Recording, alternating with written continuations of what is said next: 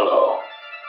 My name is Dr. Mercurio Arboria, and I am the founder of the Arboria Institute.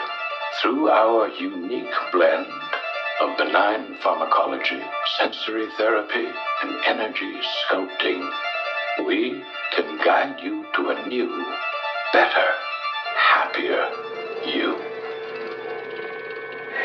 You're about to embark on a great journey. Let the new age of enlightenment begin.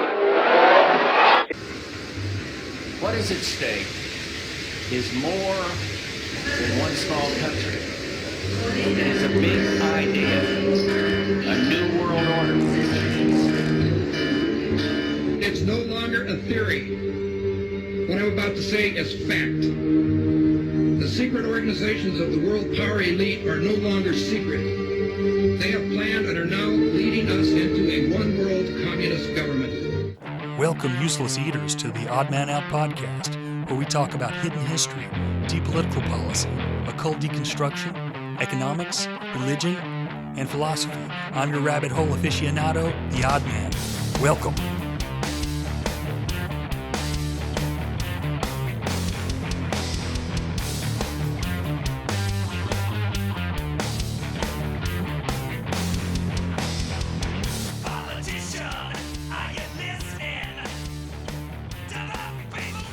So how is it that this took so long to become part of our modern culture when this has been around for thousands of years? Because I think that it's actually been part of modern culture for at least 500 years, but it's always been mixed with other things. So it was mixed with the occult, with astrology, with alchemy, with magic. You know, people, there've always been Kabbalists. It's only in the last, 30, 40 years that it's sort of come into its own in the modern world as a discipline on its own. So how do you define what Kabbalah is? Is there a book that helps, like an ancient book that... There are many books. The Bible of Kabbalah, if you like, is a book called the Zohar, and there's a big dispute about when that was written. Nobody ever heard of this book until the 12th century, but it claims to have been written in the 2nd century, so the mystics believe it was written in the 2nd century and was hidden away and emerged in the 12th century, and the academics believe it was written in the 12th century. But it's a very long book. It's, I don't know how many volumes, dozens of volumes. It's a commentary on the Bible, but inside it, if you understand what it's talking about, it's hard to understand, but if you understand it, that's the Kabbalistic system. Basically, Kabbalah is a way of understanding how God, who is beyond all imagination, can act on a world which we can see and feel around us. So what's the connection between the two? What's the mechanics by which God acts on the world? That's a very simple way of putting it. Do we know who is responsible for the writing of it, or I'm guessing there's more than one? No, we don't. Well, again, there's it's part of the dispute. The people who believe it's written in the 2nd century believe it's written by a man called Shimon Bar Yochai, who lives in Israel.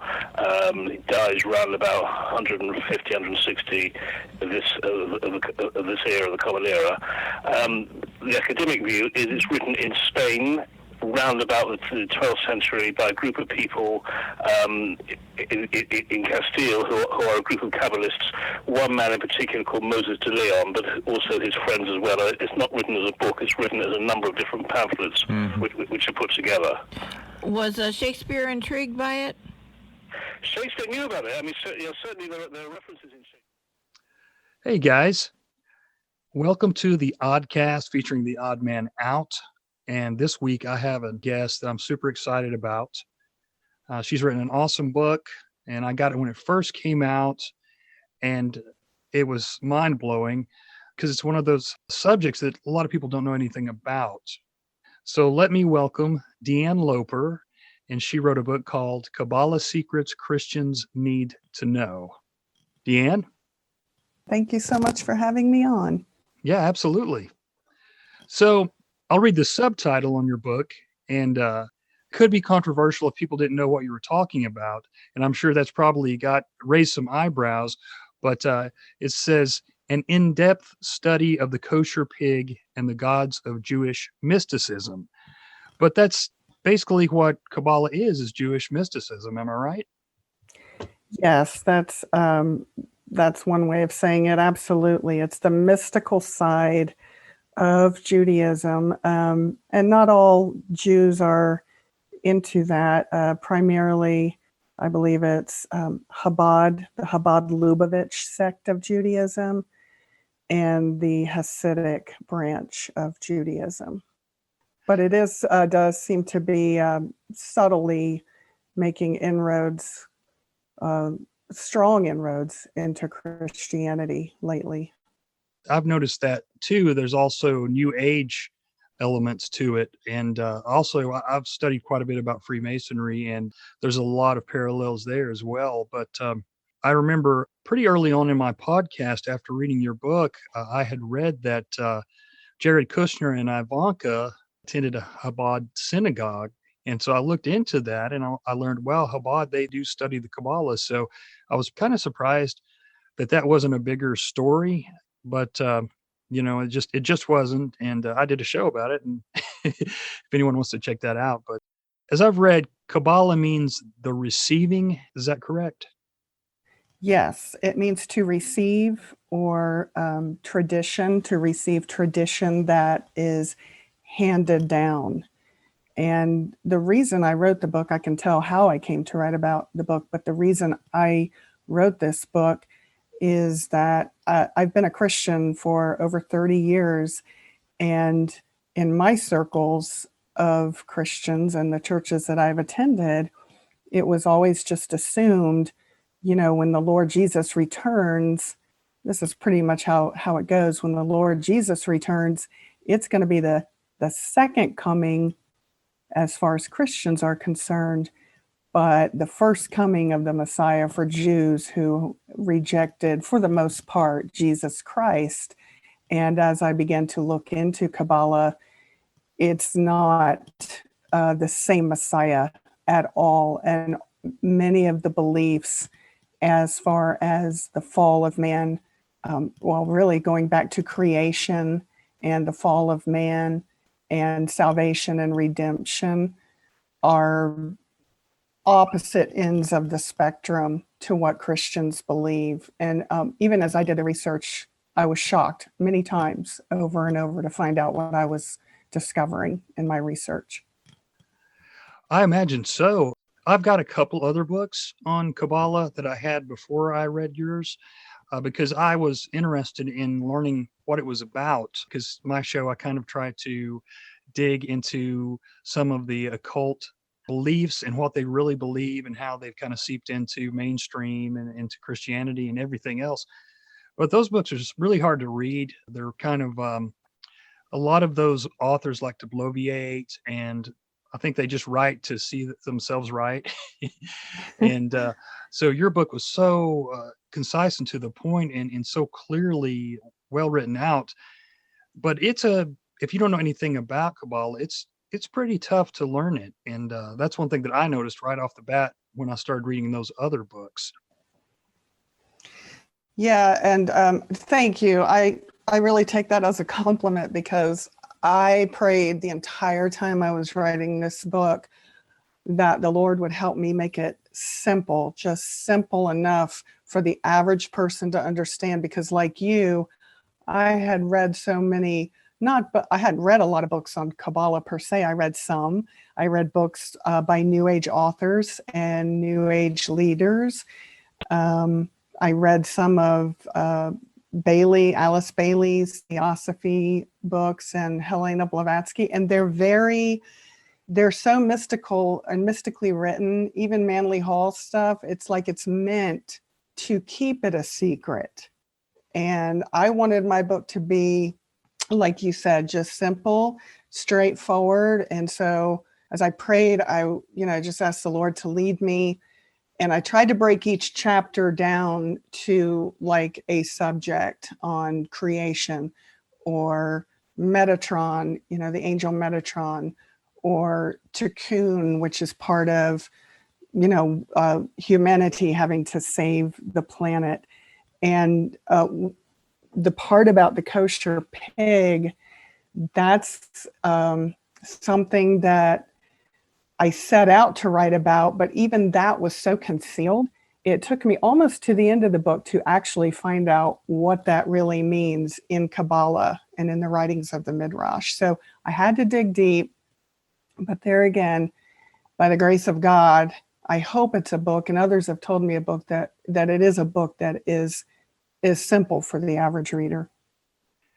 I definitely think so. And that is what you need, because people are not going to stick with something that's really complicated and drones on and on. And, I've read bits and pieces of Manly P. Hall and these other writers, and it just, it gets really monotonous. And frankly, I get just bored to death with it. And it's hard to learn when you're bored to death. So your book definitely kept my attention.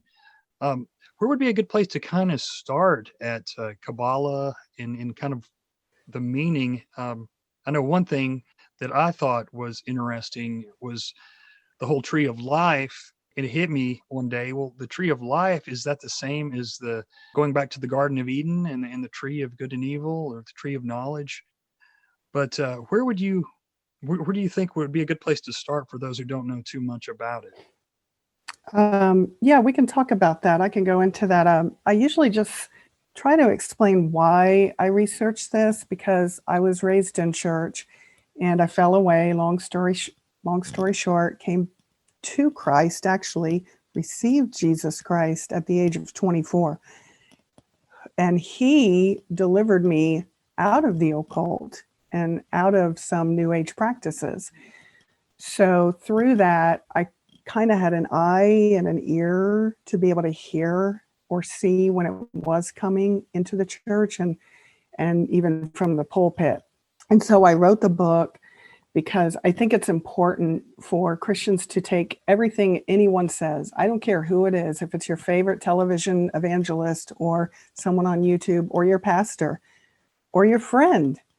Take every word that someone is speaking to maybe encourage you or teach on a subject and take it back to the Word of God. So from a very young age, I've always tried to do that. And that's the beginning of what the Bible calls discernment. Okay. So through my experiences with the occult, I was able to detect things coming in, whether it was New Age or the occult. And I'd like to go back a little bit further, like right when I got saved, I had my first experience with Messianic Christianity at a very young age. I was 24 years old. My stepfather and his wife were attending a Messianic congregation in Central Florida. Now, the Messianic movement, as I've been able to observe it, seems to be, and it can be, a doorway or a gateway into not just Judaism, but some of these mystical practices, and even to the level of what the rabbis teach. So I would go to these meetings occasionally with my father. And this wasn't a little congregation. They were involved with like the International Christian Embassy for Israel. Benjamin Netanyahu used to actually come to their church in Central Florida and speak. And the pastor there did a message. He did a message years ago, and one even recently, saying that in order to take the mark of the beast, Christians are going to have to take the mark of Israel. Okay. And that Christians are going to eventually be challenged to stand with Israel and to take this mark. And later he did a message and he said that people of Israel already have a mark, and it's tefillin. And that's the little black cube that they wrap around their forehead and their arm. And I have a whole section in my book on that. So those are just some of the reasons why I think it's important. Back then, when I was 24, 25, I'm like, oh, okay, you hear these things. And so that's why I wrote the book, to make people aware, especially Christians, if they hear some of these terms or some of these symbology that's coming through pastors, leaders, teachers, then they can be aware. And so what happened, I continued to do the research really for years. I read all the, pretty much anything I could get my hands on like New Age leaders throughout the late 80s and 90s. And then I kind of got involved in NAR. Well, I did get involved through friends for about 2 years. Some friends that I met were really into the New Apostolic Reformation. They were turning me onto things like the Elijah List. Some of the leaders like IHOP, Bob Jones, and the Kansas City Prophetic Movement. And I noticed in that, again, I would take everything that they said. It didn't take me long to say, whoa, something's wrong here. And there was a real emphasis in that movement on angel encounters and third heaven experiences, among other things. And people were having these angelic encounters with angels manifesting as spheres of light, balls of light coming into their room. And I knew that that was a New Age practice, but they were teaching that you could go to the third heaven at will whenever you want. And I knew that wasn't right. So I started looking into that. And that was the beginning. I'd say that was about 10 years ago that I really started looking more into Kabbalah, because what I found in that part of my research is that not only were Christians having these experiences where you can go up to the third heaven at will whenever you want and have a vision of God sitting on his throne. Not only were Christians experiencing these things, but New Agers, Kabbalists, those in the occult, witches, shamans, and Christian contemplative mystics. And that's about the time that the emergent church was also really coming out in Christianity. But what I found was a running theme through all of these. Each of these that I studied, they all went back to Kabbalah and this angel Metatron. And that Metatron, through deeper research, Metatron is a fallen angel. I call him a fallen angel. In Kabbalah, Metatron is called the little Yahweh, the Yod-Heh-Vah-Heh. And he is the one that sits on the throne. Okay. And he's written about extensively. I found that he was written about extensively in the Babylonian Talmud and in the third book of Enoch, which is a more Jewish version than the first book of Enoch, and all these Jewish sources. So that's basically where I really kind of started to delve more into the research of Kabbalah. And one day, as I was doing research, and I had planned to write a book, but I had no idea the direction the Lord was going to take this in. I was sitting on the computer one day and I was on YouTube researching, clicking around, and this video came up on the sidebar, and it was a testimony, shocking testimony of Rabbi. And it was Benny Hinn's program. And before anybody says, oh, you shouldn't be watching Benny Hinn, well, because I've gotten, criticized for that. Well, I wasn't watching it. It just happened to come up. And it was a rabbi's testimony. And my first thought was, oh, wow, great. I love to hear about Jewish people coming to Christ, and especially if a rabbi does. And so I clicked on it, and this Rabbi Yitzhak Shapira was on there with Rabbi Jonathan Bernis of the Jewish Voice. And Yitzhak Shapira was sharing his testimony, but Jonathan Bernis had to help him along because his English is not very well, Mr. Shapira's, but I could tell right away, he was teaching Kabbalah. And that freaked me out. And I sat there through the entire interview, and about 90 minutes into it, Yitzhak Shapira made the statement that when Yeshua comes back, Now, he will not use the name of Jesus Christ. My stepmother that I spoke of earlier went to the Messianic church. She was Jewish, and she used the name of Jesus. And I've known other Jews who have come to Christ and use Yeshua or Jesus or both. But Mr. Shapira refuses to use that name. And he said when Yeshua returns, he's going to destroy Edom. And Edom is Christianity. And that is when the Lord just really turned me in a different direction.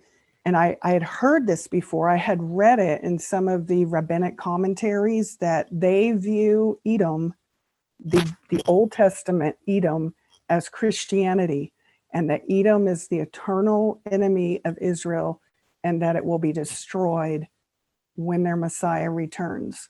So that was basically the springboard that caused me to go even deeper into more of what the rabbis believe and teach, and have actually kept it a secret until recently. Kept it a secret, and I've got it quoted.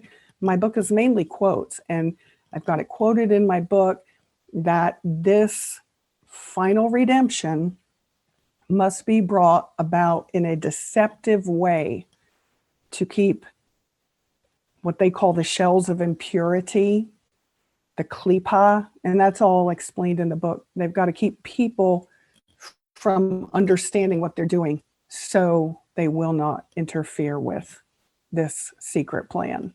And that goes right along with some of the New Age teachings, and also even if you want to get into the political idea of a new world order, so many of these teachings and these occult beliefs are really at the heart of it teaching pretty similar outcomes, and that's this new world order utopia. And Kabbalah is no different, and they all have another thing in common, and that is destroying Christianity. So yeah, I'm sorry, I don't mean to interrupt, but I just think that's very interesting that they have all that in common. No, it's fine. You can interrupt anytime you want or interject. But the first thing that I found in my research was a prophecy from the Zohar. And this prophecy is from a book. The title is called Kol Hator, Kolhator, Kol Hator, and it was written by a rabbi who they called the Gaon of Vilna, or the genius of Vilna. And I quote him quite a bit in the book. But the prophecy, now his book, I mean, it really goes into detail about the twin messiahs, that there's two messiahs. He talks about Metatron being Messiah ben Joseph, and it's Metatron working behind the scenes to create this war, this religious war against not just Christianity, but the sons of Ishmael as well, who are Islam. And it's pretty chilling, but the prophecy was hidden.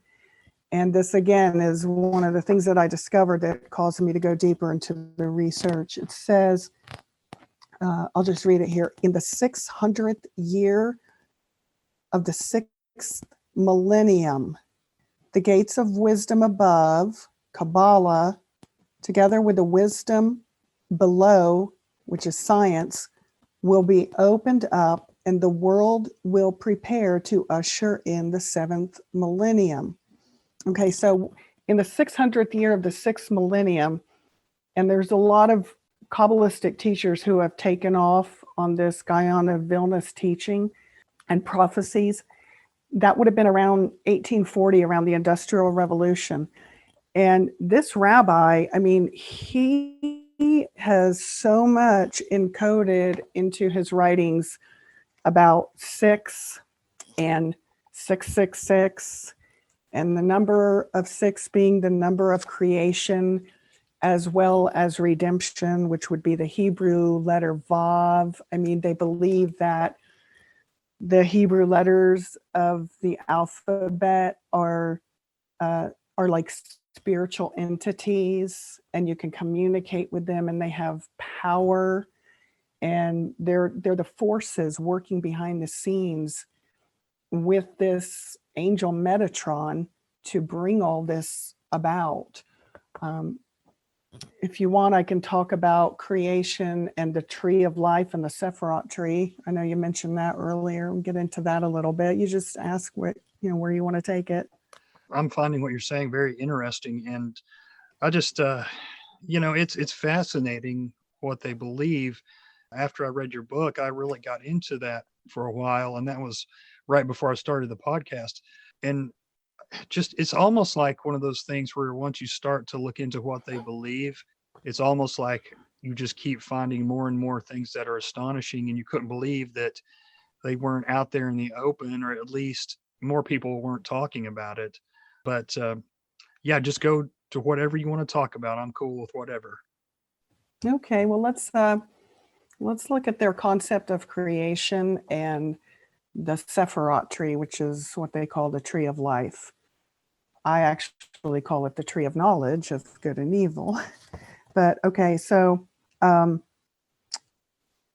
the Kabbalistic view of creation, there's a couple of different stories. We'll go back to the letters for a minute, because this really blew me away even more than the Sephiroth tree and how it's constructed and supposed to be the blueprint of the universe. Back to these Hebrew letters being entities. In my book, I think I quote Manly P. Hall, who even talks, he's written a lot about this in his book, The Secret Teachings of All Ages, and Gershom Scholem, who was I think he was the first professor of mysticism at the Hebrew University in Jerusalem. So they both said the same thing. I got lots of sources, wanted to confirm everything. I got some of this right out of the Zohar itself, which I was able to secure from a university for a while. And you can read it online. But so the concept of creation in Kabbalah is that this Ein Sof, that is the God, not just at the top of the Sephiroth tree, which I'll go more into this in a minute, but this is the endless, unknowable, endless light. This is their God that is above the Sephiroth tree. So when he set out to create the world, he called these letters that are entities, powers, and crowns, Manly P. Hall calls them. He calls them up one by one in reverse order. And there's 22 letters in the Hebrew alphabet from Aleph to Tav. So he calls them in reverse, and he calls Tav up. And I've got this in the book. And Tav says to the Ein Sof, create the world with me, because I am the last letter in the word truth. And when I read this next, what I'm going to say next, I was just shocked. This Ein Sof says to Tav, I cannot create the world with you, because you are destined to be the mark engraved on the foreheads of all the righteous. Okay. And the righteous will be designated as the ones who keep the law, keep the Torah from Aleph to Tav, from beginning to end. So that might not come as such a surprise to many, but the Jewish people, for the most part, think that by keeping their commandments and keeping the law, they are saved. And so these letters continue to go up before the Ein Sof, and he finally creates the world with the letter Beit, but then he seals everything with the letter Aleph. So again, these letters are very mystical tools that Kabbalists use to tap into the spirit world and to see the visions that they are seeing. So then we'll move on to the Sephiroth tree. Okay, that's one way that, and it goes hand in hand with what I'm about to say. That is one creation story from Kabbalah, from one of their, probably the oldest book in Kabbalah, the Book of Formation or the Book of Creation. It's called the Sefer Yetzirah. And so when Ein Sof begins to make the world, he contracts himself into a point of light.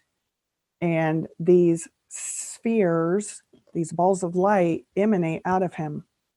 And the first one to come out of the Ein Sof and out of this light is Keter. And Keter is at the top. I'm sure that people are listening. Some of them may have seen this Sephirot tree. Some of them have 9, some of them have 10 globes arranged. These are arranged just like the 32 paths or degrees in Freemasonry. So Keter's at the top. And Keter, he's many things. He's the crown.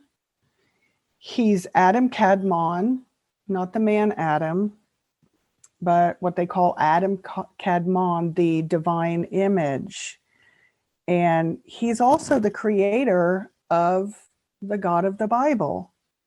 Now, this blew me away when I discovered this. And he's the creator of the God of Genesis, who Genesis calls Elohim, and he's androgynous. And so that may have something to do with some of the things we're seeing today. I can't say for sure, but this Keter is the androgynous God. And we know that, like in Satanism and Luciferianism, we've seen, depictions of the androgynous goat. Okay, so from Keter comes Bina. Well, first Hakma. Hakma is wisdom, and then Bina. Now, because Keter is androgynous, he can just emanate these spheres of light out from himself. And then this is kind of disturbing, but I talk about it in the book.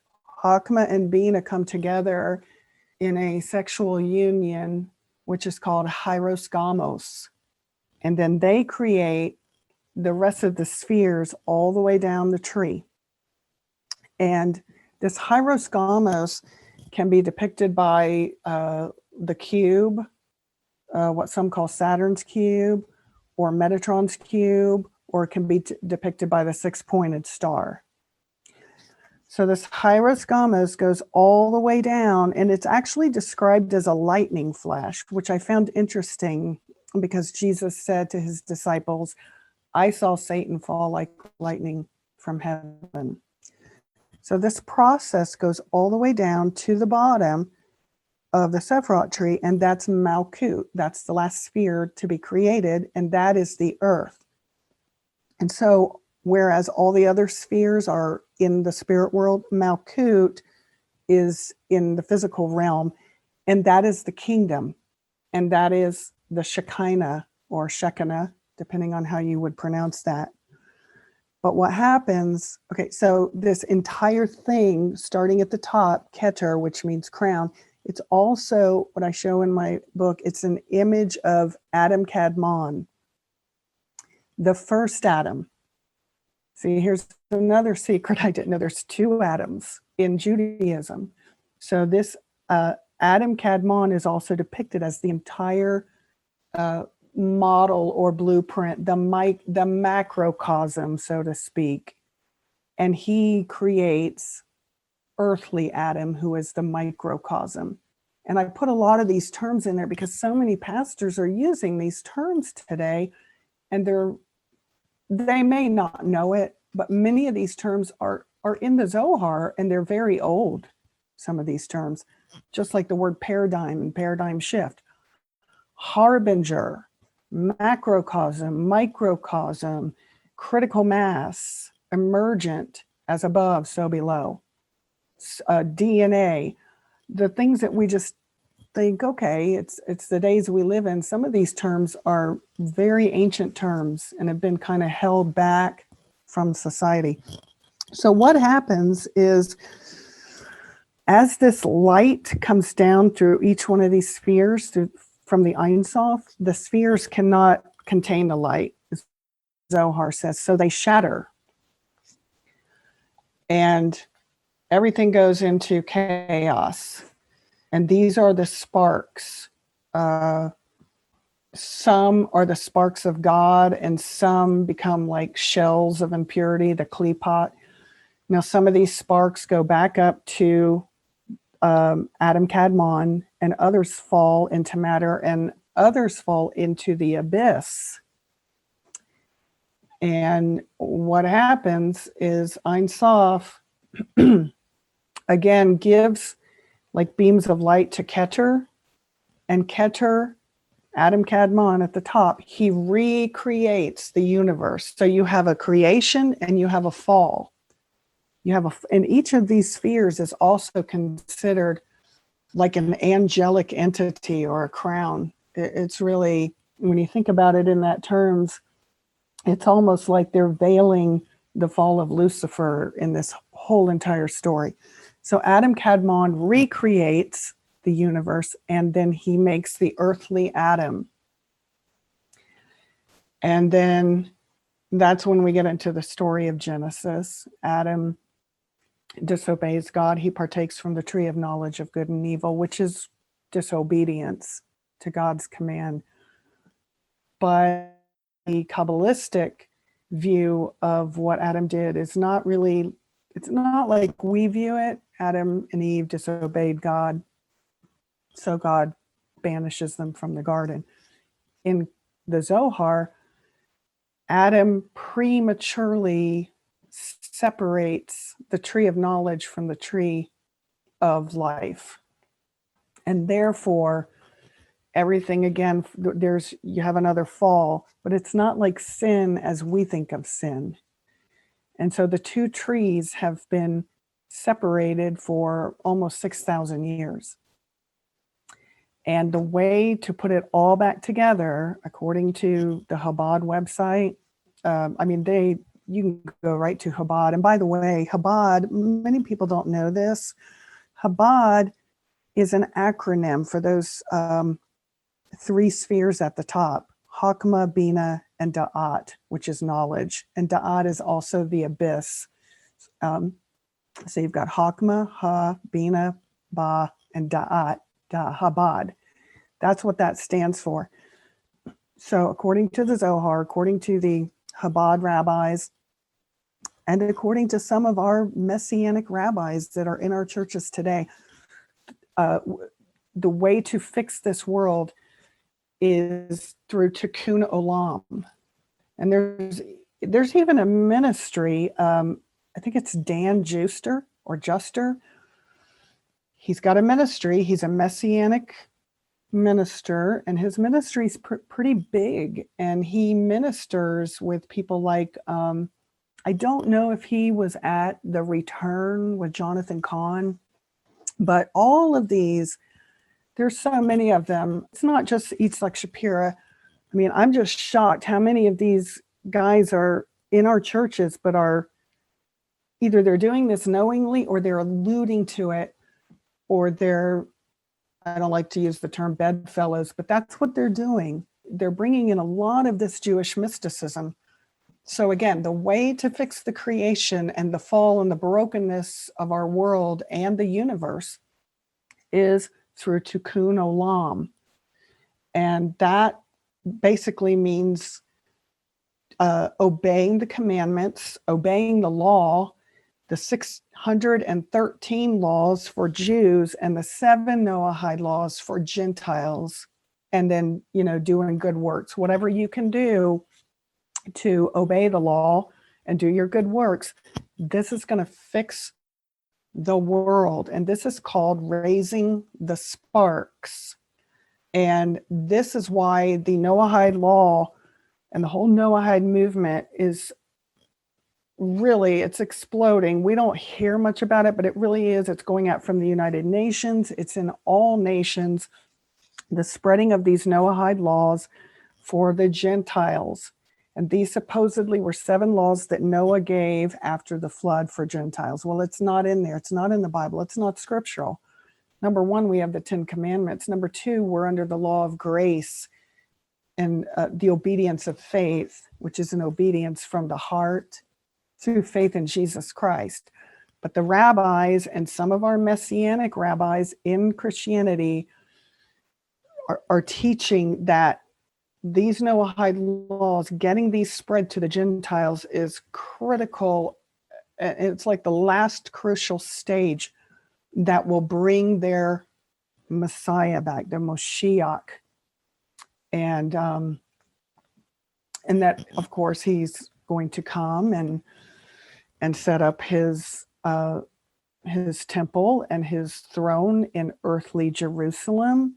And some of them, like Yitzhak Shapira, go as far to teach, and I know that the Schofield Bible taught this. Schofield Bible came out around the same time this Zohar prophecy in the 1800s said that when the Messiah comes back, he's going to set up his throne in earthly Jerusalem, and we're going to go back to animal sacrifices. We're going back under the Levitical priesthood with a third temple. But then they give you a disclaimer and say, well, that's only for memorial purposes. Well, we don't need memorial sacrifices.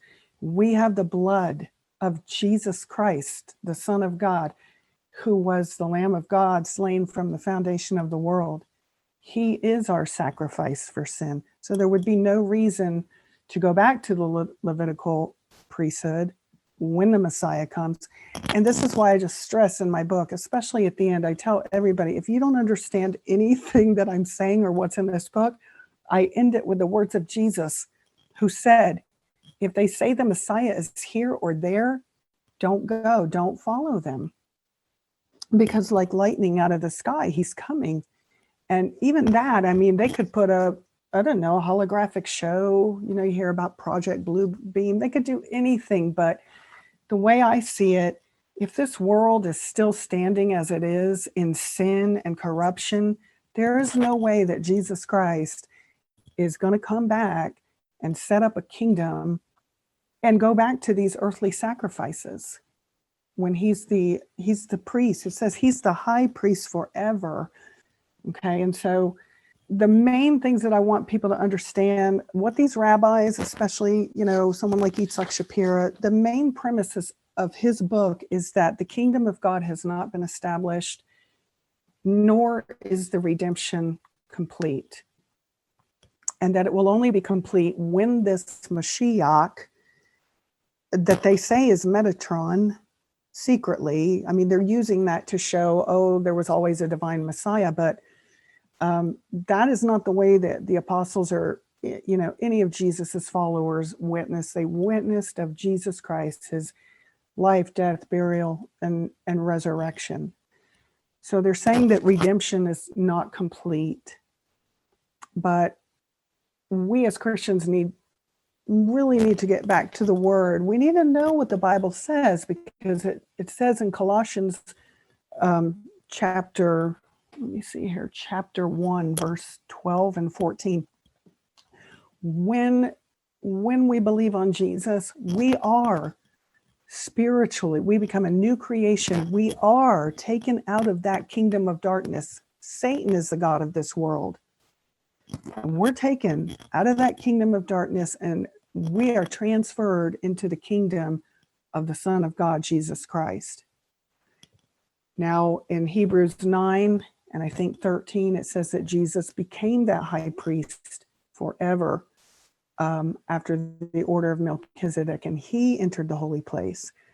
And by his blood, what did he obtain for us? He obtained eternal redemption by the blood, the everlasting blood of his covenant.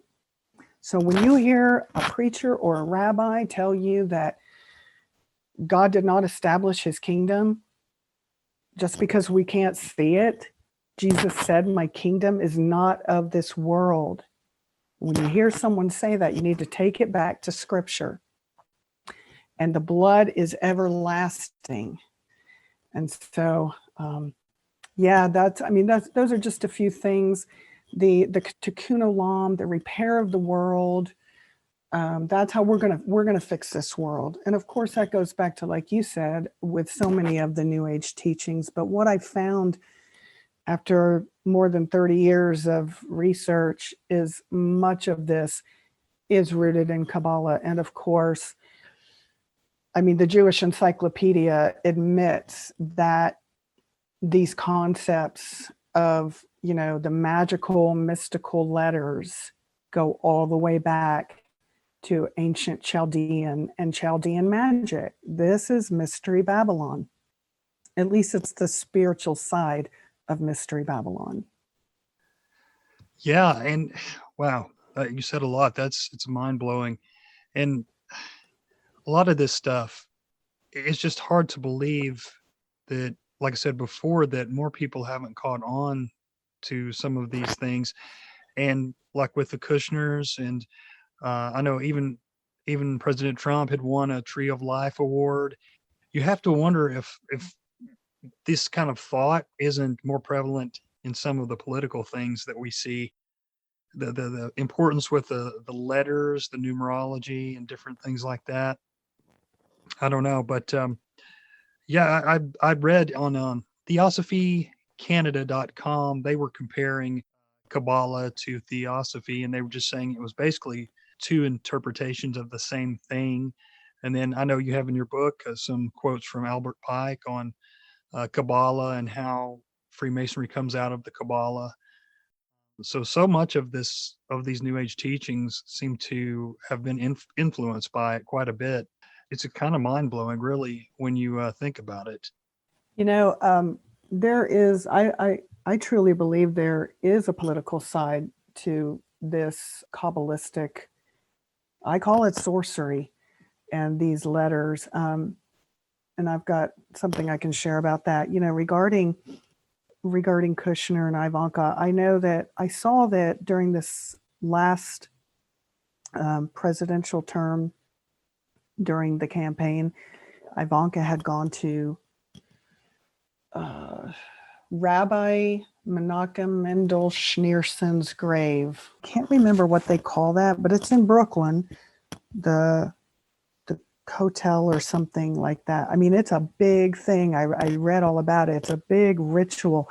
Well, Rabbi Menachem Mendel Schneerson was called the Rebbe, and he was like the main promoter of these Noahide laws, like evangelistically. And they believed that he was the Messiah, and that when he passed away, I think in the 90s, some still believe that he's going to rise from the dead. I suppose the really extreme Hasidic ones do.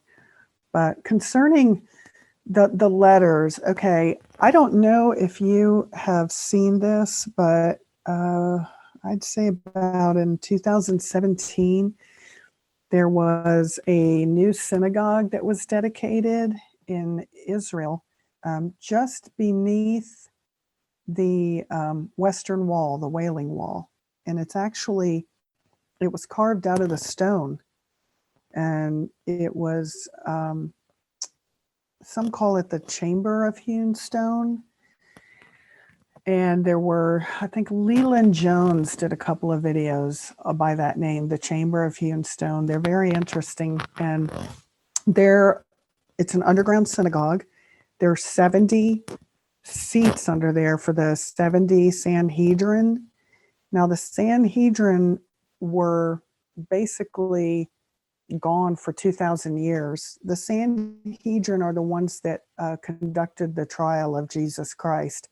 As a matter of fact, in the Chamber of Hewn Stone, what was a room adjacent to the temple at that time when Jesus was here.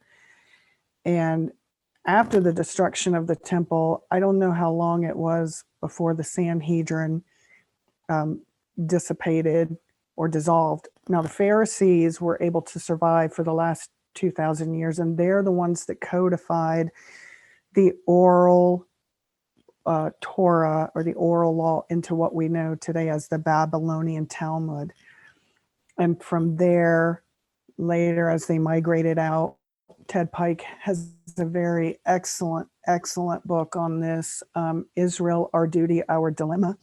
And he, after the destruction, many of those Jews fled back to Babylon, and that's where they codified the Babylonian Talmud. And then through, hundreds of years, they migrated up into Eastern Europe. This is really where the mystical teachings came together into like what we know as Kabbalah, but they were always there. So in this chamber of hewn stone, this new synagogue that was dedicated a few years ago, there are political leaders, our own Secretary of State. It's really chilling to watch these videos by Leland Jones. Mike Pompeo, our former Secretary of State, and I think the president of one of the South American nations, I don't know if it's Brazil or Venezuela, met with these Sanhedrin and these high-level rabbis, and they're in this chamber of hewn stone, and they're signing documents.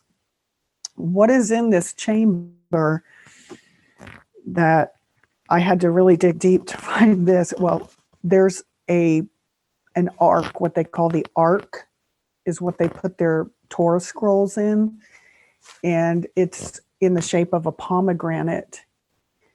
And this is very symbolic of the new temple, Solomon's temple from before, and in the writings of Freemasonry, because Freemasonry plays a huge part in this rebuilding of a third temple if they can ever pull it off. There's a gold pomegranate in this chamber of hewn stone, and it opens, it has doors on it, and that's where they put the ark. They have what is called an ark in every synagogue where they put the scrolls, but engraved in this pomegranate is the Song of Songs and the Shema, which is the prayer, "Hear, O Israel, the Lord our God is one." That's from the book of Deuteronomy, and Jesus actually quoted it. I've got all this in the book, not about the pomegranate, but engraved on the pomegranate is those two portions of scripture, as well as a Kabbalistic prayer. The letters of this Kabbalistic prayer, which are the Anabakoch, and this is a Kabbalistic prayer that contains, this may shock Christians, the 42-letter name of God. In my book, I show there's so many different names for God and codes for God and ways to put the letters together in gematria. What's, Kabbalistic numerology is called gematria. But this Anabakoch prayer is like a portal from this bottom sphere on the Sephiroth tree to the 7 spheres above it. And I have documents, I have research I've done on this, and it opens a portal. And what I think is just chilling, we shouldn't be afraid, but you've got world leaders meeting with this reconvened Sanhedrin that came back together in 2004 after 2,000 years of not being here, the ones that, conducted the trial of Jesus Christ. So there is always a political element. Yeah, I think you're right about that, Jason. There's the spiritual and the political. And I think we've seen that going on throughout history. And I can't tell you, I have no idea how they're going to, pull all this together, or how it's going to culminate, or even if it ever will. It's not what I believe as a Christian, but I certainly think it's important enough that Christians know about it so that they can identify things and they can pray. They can pray for the Jewish people. I have been accused, criticized for this book, that it's anti-Semitic. I'm not anti-Semitic. My stepmother was Jewish. I loved her so much. She has gone on to be with the Lord. I've lived in large cities where there's high Jewish populations. I don't now, but the book is not written in that way. And I want to make that clear. What it is really, it's not anti-Semitic. And I say at the beginning of the book, if anything, it's anti-Kabbalah and anti-Luciferian. And it really is just basically a collection or a compilation of their own quotes from their own books, their own mystical books that they have kept secret from the world for hundreds, if not thousands of years. Yeah, I can testify there's nothing anti-Semitic in it whatsoever. And unfortunately, that's become this blanket term that they throw on anything that might have something to do with anyone who, is Jewish or Israeli or whatever. And that's a shame, because there obviously are people who are, authentically anti-Semitic, but it's becoming to the point where, it's almost any criticism or any shedding of light on some of these things is called anti-Semitic by certain people. And it's kind of like that with, seems like with everything right now. It's like, I feel like our government is really moving towards trying to make any dissent against what they want to implement seem dangerous. And I think it'll be unlawful in the next couple of years, at least part of it anyway. And I wish that people on all the sides of the political spectrums would realize that, because we all share the same rights. But I guess that's just the way things are going. But yeah, and I know that now, there's 22 paths to the tree of life. Is that correct? The Sefer Yetzirah says that, but I think that, and then there's 10. I go into the book, and I haven't looked at that recently, but I go into the book about that, the 22 paths plus the 10, which would make the 32. Right. But I think there actually might even be more than that from the research that I did, maybe even endless, and you have to have, these passwords. These are like in the center of the Sephiroth tree. Okay, so Malkut is the earth, okay, and then right over that is Yesod, and that's kind of the gateway where if the initiates begin their ascent, and they do this like shamanism or New Age through mystical meditation, meditating on the letters, meditating on angels. They even use the deep breathing exercises like the Hindus and the Buddhists. So yeah, you ascend up these different levels. And at each one of these spheres is like an angel or a guardian. And it's very dangerous. They tell you it's very dangerous. You have to have keys and passwords. And there's stories about rabbis that have experienced this, and some have died and some have come out of it where they're mad. They lost their minds. But in the center of the 6 spheres above Malkut, it makes a cube. And this is what is called Metatron's cube. And this is, like I said, when I was coming out of this NAR movement, I wasn't in it very long because of what they were teaching. And I found out through researching these third heaven experiences, this is what they want to see. This is what the rabbis have been trying to duplicate, where, where Ezekiel sees the chariot, God on the chariot throne in Ezekiel chapter 1. And so this is what the rabbis and other mystics are trying to duplicate. So they call it chariot mysticism or Merkaba mysticism. And Merkaba is Metatron's chariot or Metatron's cube. And Metatron is the one who, like I said, they say he's the little Yahweh, and he holds the keys of knowledge. So there again, it's salvation through ascending degrees of knowledge, not through faith. Now, you mentioned Jonathan Cahn, I believe is his name, and he wrote The Harbinger. It's a pretty famous book, if I'm not mistaken. Yes. Okay. Jonathan Cahn, like I hate to name names, Jonathan Cahn promotes and teaches a lot of Kabbalah. In his book, The Oracle, this book is based on what he calls the Jubilean mysteries. And in the storyline of the book, let me back up. Stephen Strang, who was also part of this return, he publishes Strang Communications, Charisma magazine. They publish all of Jonathan Cahn's books.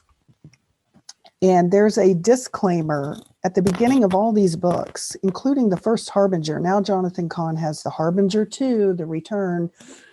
And it appears to me, Jason, that these books are written as a blueprint, as a way to kind of guide Christians in the direction that these men want them to go. And there are so many similarities between Jonathan Cahn's books and the terms and the plans of Freemasonry. And so there's a disclaimer in these books at the beginning of each one, even though they're fiction. Strang Communications, Stephen Strang has put in these books, what you're about to read is written in the form of a fictional narrative. I'm paraphrasing. Okay, it's written in the form of fiction, but everything in the book is absolutely real. Okay, so Jonathan Cahn's book, The Oracle, this is the one that really I couldn't believe. I've read every book. I'm reading the Harbinger 2 now, The Return. And this is what his big return meeting back in, I think, September was all based on. And that was a political thing as well, to get Christians together in unity to do whatever they wanted to do. It didn't work out. But I've read The Paradigm. But this book, The Oracle, let me just set the stage. This traveler, it's always revealing mysteries. I mean, there's so many mysteries in his books, it just never ends. This traveler is given a set like keys. He has visions, and there's 7 doorways, just like on the Kabbalah tree. And he's got to have these keys or passwords to go through each one of these doorways, just like on the Sephiroth tree. And there's angels involved here. He writes about the chamber of hewn stone in the Oracle.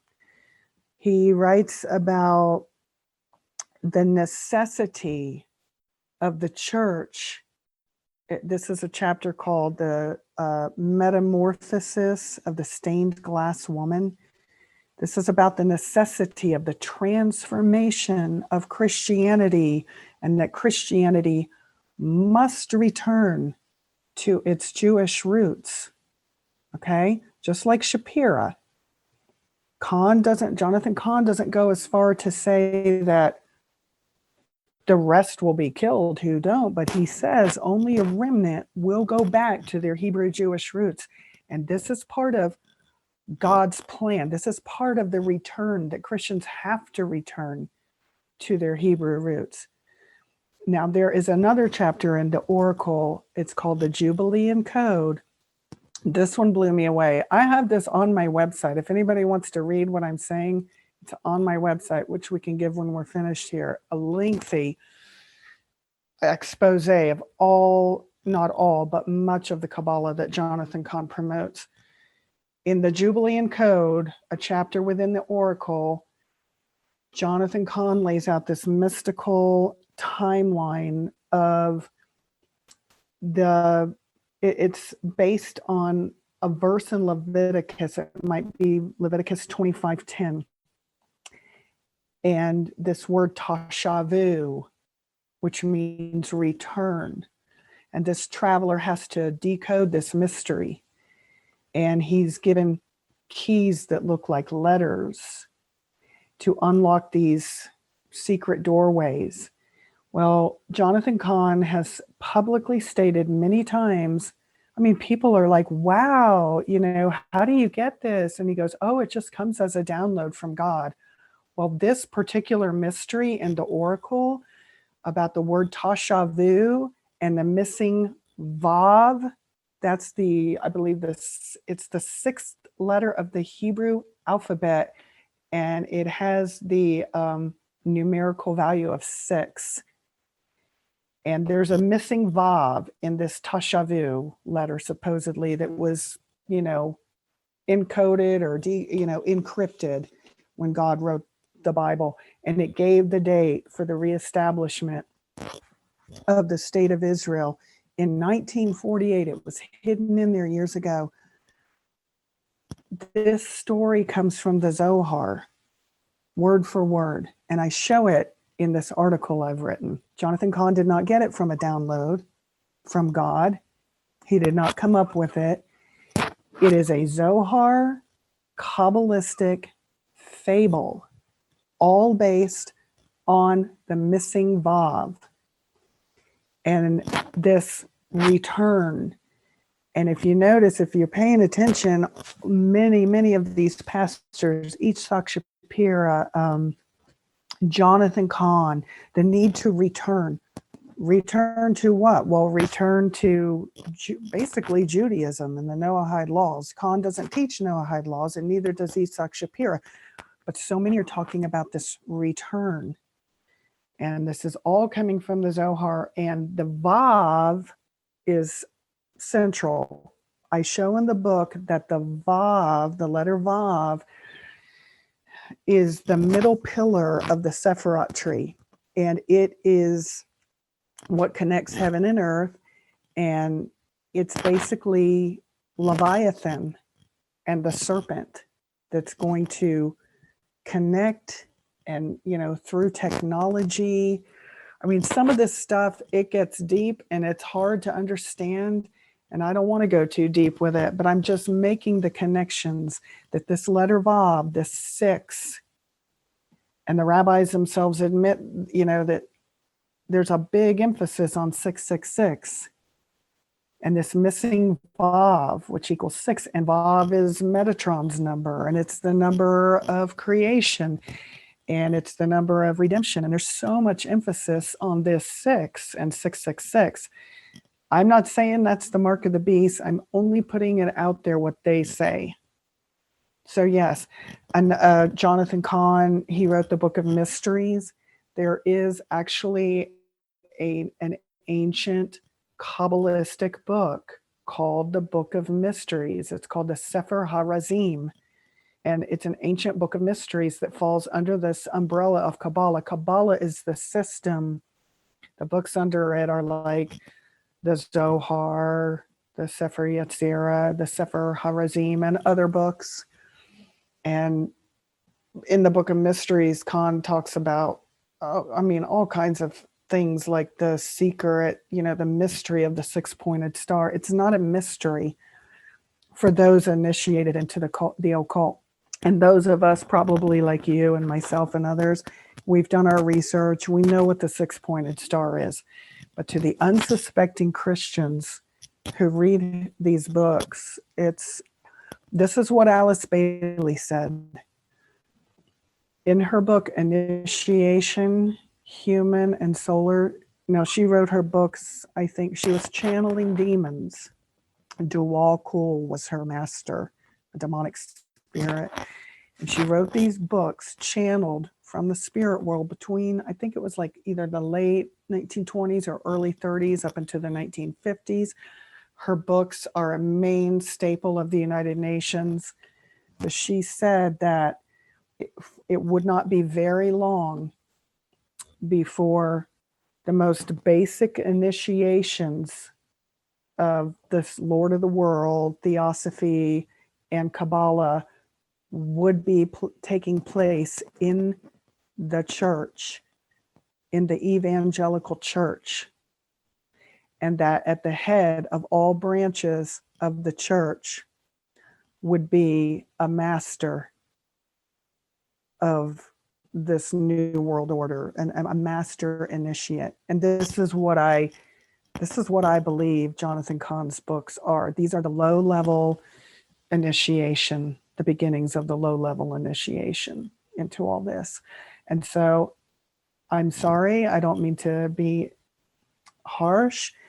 I wouldn't trust any of these people, these well-known evangelists, televangelists, any who have major platforms. And if you are going to listen to them, just take everything they say back to the Bible and stand with Jesus and the Word of God. Well, you can't get any better advice than that, for sure. And I was thinking while you were talking about those books, and you'd mentioned in the book The Traveler, and in Freemasonry, you know, they call them traveling men, and they're always traveling from the west to the east in search of light. So anytime I hear someone say traveling or something like on the level or on the square, I learned that there's all these little Masonic words that they actually will use from time to time to kind of let one another know they're Freemasons, or when they're writing, let, you know, only certain people know that they are, you know, brothers. And so I just wonder if perhaps, you know, he may be one of the Freemasons, or maybe he's just a Kabbalist, you know, which is very similar. But yeah, your book's just fantastic, and it opens up so many avenues. And I think once people start understanding Kabbalah and understanding some of the symbolism behind it, a lot of other things that they've seen in the media and seen online and in movies are going to start to make more sense. And I think that is, they need to understand. We need, like you were saying, talking about discernment. You know, I tell people we need to pray for discernment.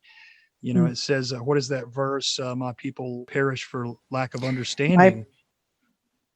Yes, Hosea 4:6, I think, one of my favorite verses.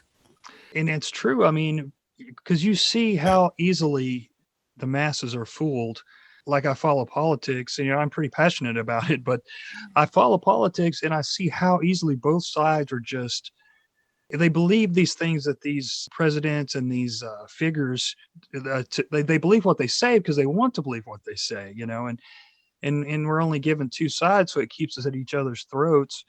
And if people don't understand these things and don't understand this hidden esoteric knowledge, or at least some of it, they really don't understand half of what's going on, because I think you said that they've probably been using these techniques and using this hidden knowledge for probably several thousand years on the people.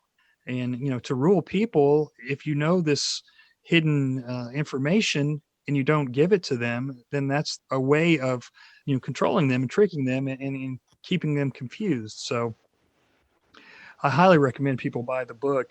Is there any other things that you'd like to mention about it that you didn't talk about? No, I just I want to say that I appreciate what you're doing, and you know, whether it's Freemasonry or Theosophy, the teachings and the writings of Alice Bailey and Helena Blavatsky, or Kabbalah, which really all of these run hand in hand with New Age teachings. I can say that there was, coming out of each of these streams or movements, they said that there would come a time when they would release these secrets on a global scale. And that's what the Zohar prophecy is about. Alice Bailey said the same thing. I'm sure Manly Hall said it. And this was to achieve almost a condition of, well, I call it critical mass because that's what they call it, to get enough people to join together to believe it. And that gives some kind of, at least in their estimation, some kind of a spiritual power to bring some of this stuff about. But, you know, it's, we as Christians, we know God is completely in control. We operate by faith, okay? And we don't need to fear, but we just need to be aware that there is a planned agenda. Like you said, it's been going on for thousands of years, and now is the time they have released their secrets, and God is allowing it.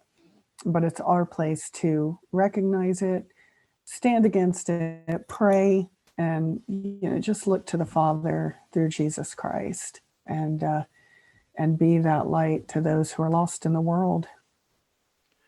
Absolutely. Absolutely. You're right that you see all these different belief systems coming together, and they all have the utopian idea. And even the Q movement had that same New Age utopian idea that the Theosophical Society and Kabbalists have and Freemasons have. So people need to start looking around at people that aren't believers, because I'm never going to, try and shove my faith down someone's throat. But I would just tell anyone who's listening who isn't a Christian and doesn't want to have anything to do with Christianity, at least ask yourself why all of these other sets of belief systems, including our government and these large corporations that are really joined in with the government and seem to be creating some sort of type of fascist governing system, ask yourself why they all have similar beliefs, and their one common goal that they have, or one common enemy, is Jesus and Christianity. And I'm talking real Christianity, not these charlatans on TV like DeAnne was talking about, and these other guys who were teaching Kabbalah and New Age spiritualism and different things like that. So, yeah, ask yourself why that is happening. And I guess I'll just ask you, DeAnne, if you'd like to give your website and tell people where they can get your book and possibly communicate with you if they'd like to. Yes, thank you. You just made a great ending point there. So I appreciate that. The book is available at Amazon. I've been trying to get it on other media platforms, but just Amazon. It's Kabbalah Secrets Christians Need to Know.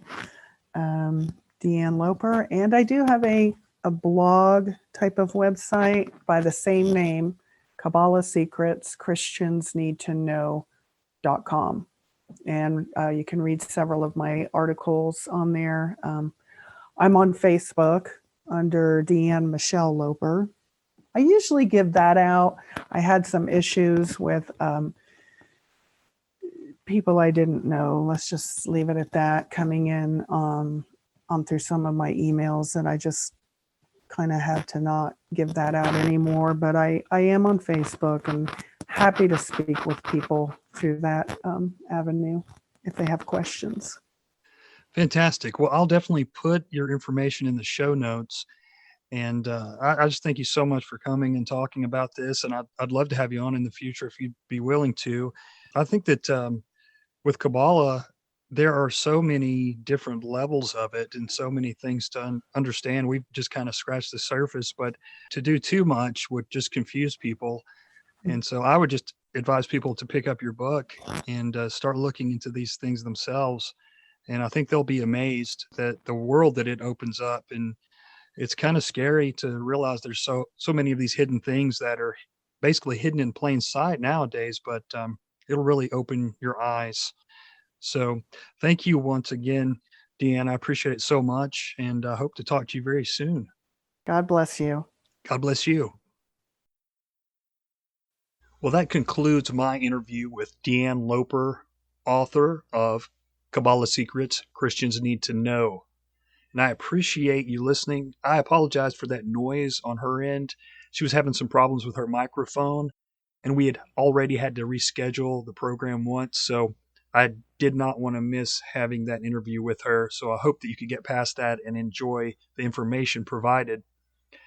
I know I've been getting really Jesus-y with the last few episodes, and I know that's probably turning off some people, but hey, it is what it is. I'm afraid my buddies at Alternate Current Radio are thinking I'm trying to turn into the next Tex Mars or something, but and I don't know, maybe I will. Who knows? I'm just getting people on that I think are interesting. And I'd heard her in several interviews before I got the book, and the interviews were so interesting to me because I wasn't aware of a lot of that stuff, a lot of the symbology regarding Kabbalah, even though I had a couple other books. it opened my eyes to some things that I think other people need to know. So anyway, it really is. It's like this. It doesn't matter if you believe in Christianity. It doesn't matter if you're a Kabbalist, a Theosophist, a New Ager, a member of the Golden Dawn, a Rosicrucian, a Freemason. It doesn't matter, because those people believe it. Those people believe it.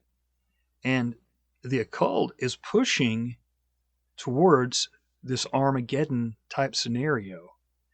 Now, they may think it's not going to be quite like an Armageddon, but they are definitely pushing towards order out of chaos. And I don't believe they care if there's an apocalypse before their order, before their planned utopia. Remember, many of them think that they are rebuilding Atlantis. They are building the new utopia. So anyway, I hope that you enjoyed that episode. I know I did. And I want to thank Jack Allen from Conspiracy or Just a Coincidence for becoming a patron saint, a member of the Society of Cryptic Savants. And I want to thank James, another patron saint, for becoming the first subscriber to the Society of the Cryptic Savants. So if you're interested also in becoming a member, it's patreon.com/theoddmanout. What I'm doing is I'm putting extra content over there, extra posts, extra videos, and things that are becoming harder and harder to post on social media.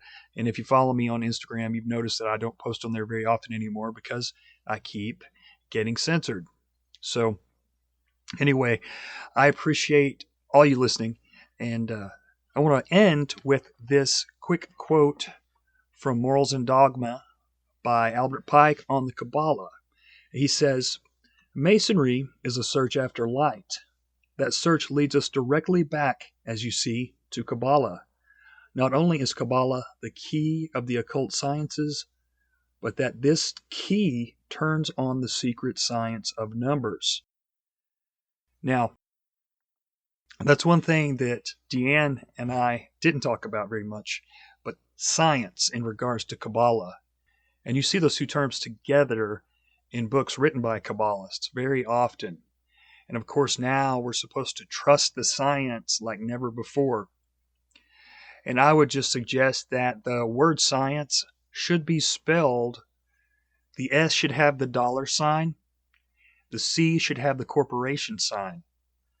Because we know that much of science is controlled by the corporati and GovCorp, and they are linked together in so many ways. So trust the science has become the new motto for obey. So anyway, guys, thank you for listening. I can't wait for the next episode. I've been working extra hard on it. It's just me on that one. And it is an episode with examples of all these different experiments and unethical things that our beloved government has done to us over time.